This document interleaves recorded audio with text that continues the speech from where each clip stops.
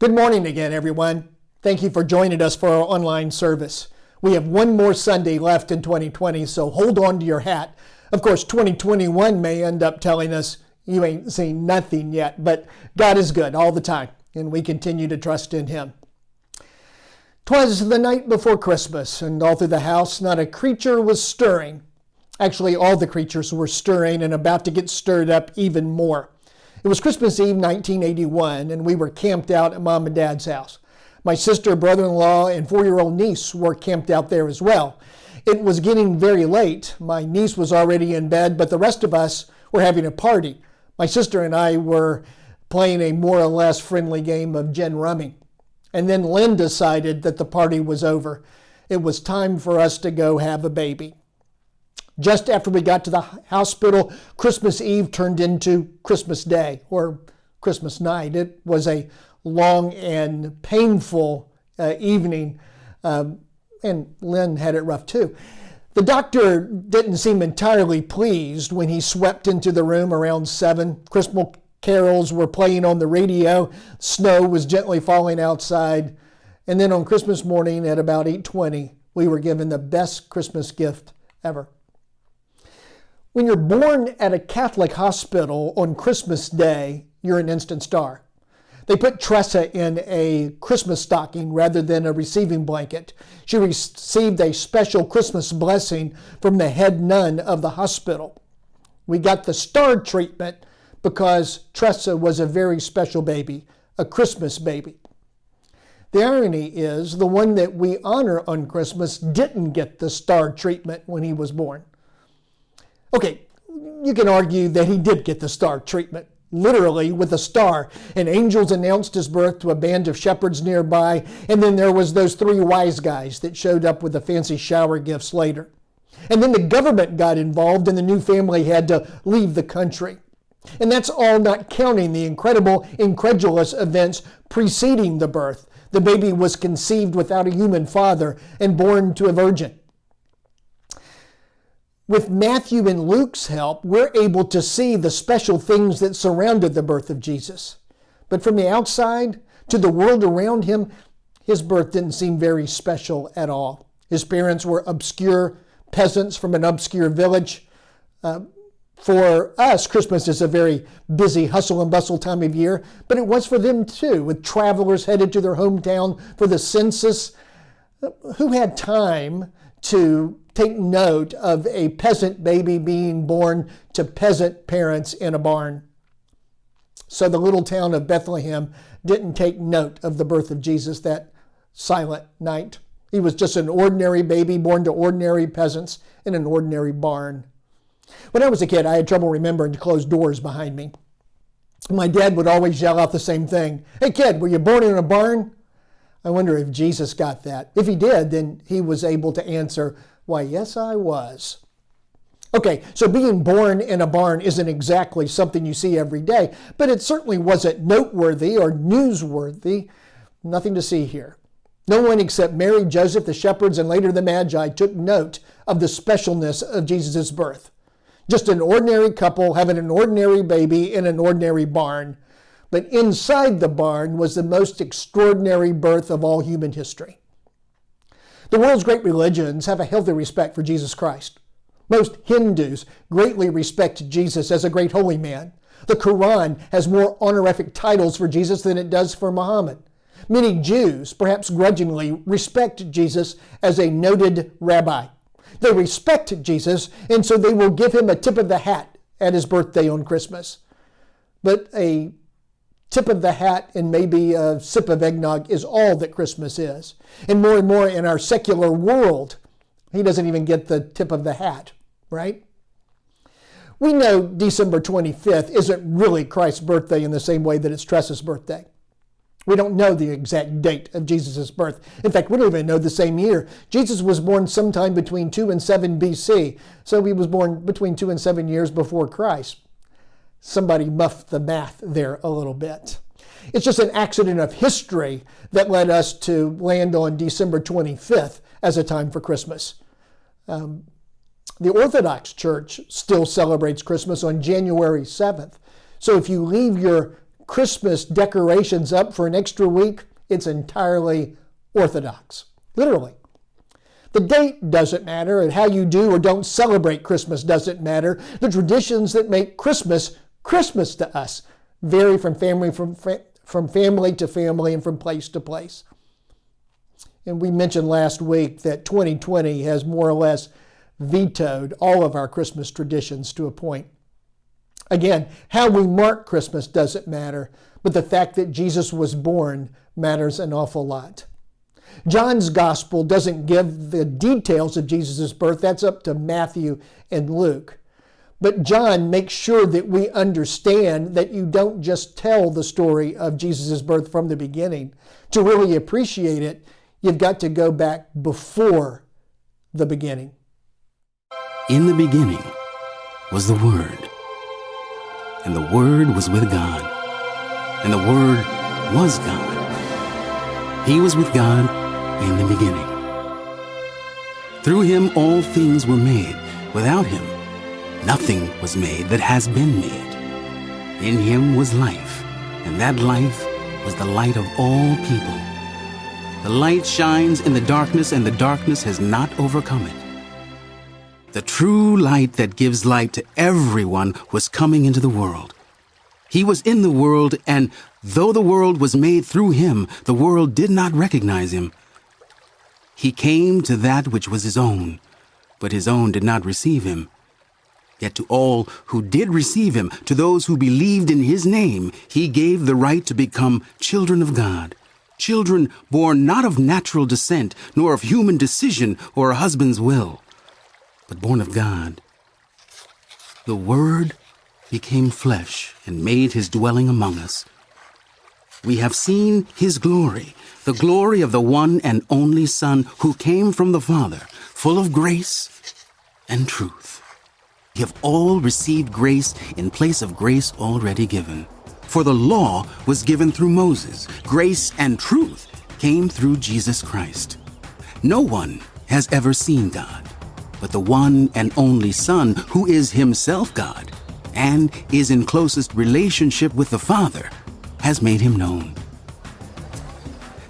The part of John's prologue that I want us to focus on is verses 10 through 13. He was in the world, and though the world was made through him, the world did not recognize him.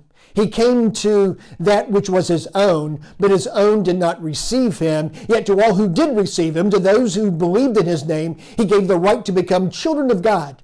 Children born not of natural descent, nor of a human decision or a husband's will, but born of God. John says that the Word was God. The Word was with God and was God at the very beginning of that prologue. And then he says that the one who made the world is the one who came into the world. He came into the world as part of the world, but the world did not receive him. But to those who did receive him, he gave the right to become sons and daughters of God. Why was it that so many of those to whom he appeared did not receive him? You think maybe it could have to do with how he came to his own. The Jews were an occupied nation longing for a Messiah to come. They longed for a liberator who would rid them from the Romans. They longed for a conqueror who would restore the grandeur of the empire of Solomon. They waited for an emperor king to sit on the throne of David. What they weren't looking for was a peasant who was born in a barn. When you look at the Christmas story, we see the things that are extraordinary. We see the angels that announce his birth, first to his parents and then to the shepherds. We see the magi who come from the east following an unusual star. We see a baby born to a virgin in a barn and laid in a manger. We see the extraordinary. The world saw him as being too ordinary. Notice how Jesus was received, or rather not received, by some in the Gospel of John. Some hometown folks took exception to some of his teaching. John 6, verse 41. At this, the Jews there began to grumble about him because he said, I am the bread that came down from heaven. They said, is this not Jesus, the son of Joseph, whose father and mother we know? How can he now say, I came down from heaven? So Jesus says, I am the bread of life, given for the world. And he says that he came down from heaven. That confused the people that were listening not because he speaks in metaphor. They are used to rabbis who speaking in metaphor. They're smart enough to recognize that. No, their objections is because Jesus was just a hometown local boy. They know his daddy. They know his granddaddy and grandmother.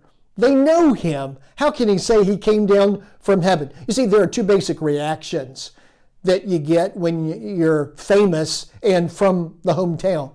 Sometimes the hometown folks take vicarious pride that one of their own made good. I remember when one of the girls texted me that they just saw Mike Vick in the mall. Of course, I wanted to know, was he coming out of a pet store? The other reaction that you get is resentment. I mean, who do they think they are? They're no better than us. It's a form of jealousy. And that was the reaction that Jesus gets here. Jesus was far too ordinary to be making such extraordinary claims. Remember the reaction of Nathanael when Philip told him about Jesus? Jesus called Philip, who immediately comes with news to Nathanael. Philip found Nathanael and told him, we have found the one that Moses wrote about in the law and about whom the prophets also wrote, Jesus of Nazareth, the son of Joseph. What a great object lesson for disciples of Jesus. When you find the Christ, you're supposed to share that with others. Nathanael is likely just another name for the one who becomes the Apostle Bartholomew, but he doesn't exactly jump for joy when Philip points him to Jesus. He says, Nazareth, can anything good come from there? Nathanael asked. Come and see, said Philip. Nathanael is here put off by the ordinary. Messiahs just don't come from places like Nazareth. Nazareth was a puny, podunk, no place in an obscure corner of Galilee. Someone as important as a Messiah is not going to come to some place like Nazareth. And that's exactly what the urbanites in Jerusalem said, John 7, verse 40. On hearing his word, some of the people said, surely this man is the prophet. Others said, he is the Messiah. Still others ask, how can the Messiah come from Galilee? Does not the scripture say the Messiah will come from David's descendants, from Bethlehem, the town where David lived? After hearing him teach and seeing his miracles, some were convinced, but others couldn't get past the ordinary. The same reaction as Nathanael had. This Messiah couldn't come from a place as ordinary and as obscure as Galilee, as Nazareth. He had to be from Bethlehem, which is only 6 miles from urban Jerusalem. The Messiah had to come from someplace notable and noted, not from Galilee. That would make him ordinary. The church that I grew up in was way ahead of its time when it came to observing holidays. We thought it was wrong to make any sort of religious connection to Christmas. We weren't like Jehovah's Witnesses. We thought it was perfectly okay to observe Christmas, to put up trees and make gifts. You just can't make any connection to the religious aspects of the birth of Christ. Why? Well, the Bible doesn't say anything about Christmas. We speak where the Bible speaks and are silent where the Bible is silent. So if the Bible doesn't say anything about Christmas, we're not going to say anything about Christmas. So we essentially took the modern secular approach. No religious connections. Christmas cards had winter scenes and wished happy holidays. Christmas decorations featured Santa and Rudolph, not nativity scenes. It was okay to put up a Christmas tree because that was essentially pagan rather than Christian anyway. And we certainly didn't have a special Christmas service at church. While I was writing this part of the sermon, I got a text that asked us if we were going to have a special Christmas Eve service. My first response was to think, well, of course not. We're the Church of Christ. I'm glad that we can now celebrate together as a church the coming of Christ into the world. The very central part of the Bible's message is that God became flesh and dwelt among us. I wish we could make a bigger deal of Christmas, but at our church, most everybody heads out of town, at least in normal years. But there is a danger in the traditional connection of Christmas to the birth of Christ. Somebody asked me recently how I come up with, quote, new Christmas sermons every year. After all, it's the same text and the same story that we're so used to. How do you find anything new to say? Well, you don't really come up with anything new. We're just focusing our attention onto the meaning of what Christmas is, what the coming of Christ meant. But see, that's the danger. By repeating the story year after year, by preaching a sermon year after year, by singing the carols year after year, the extraordinary story may just become ordinary. You've heard the story before. Nothing new to see here, so move along. The familiar story becomes so familiar that we don't pay attention to it anymore. Like any tradition, you start running through things by rote, by memory, without focusing on the meaning. And we begin to forget how mysterious and how magical this story is. The God whose power spoke the universe into being attached himself to the uterus of a teenage Jewish virgin. The God who formed humankind out of the dust with his powerful hands was welcomed into our world by the rough hands of a carpenter. The God in whom we live and move and have our very being was once a helpless newborn who depended fully on the holy couple that he chose to give birth to him. That is no ordinary story, and may that story never become ordinary to us.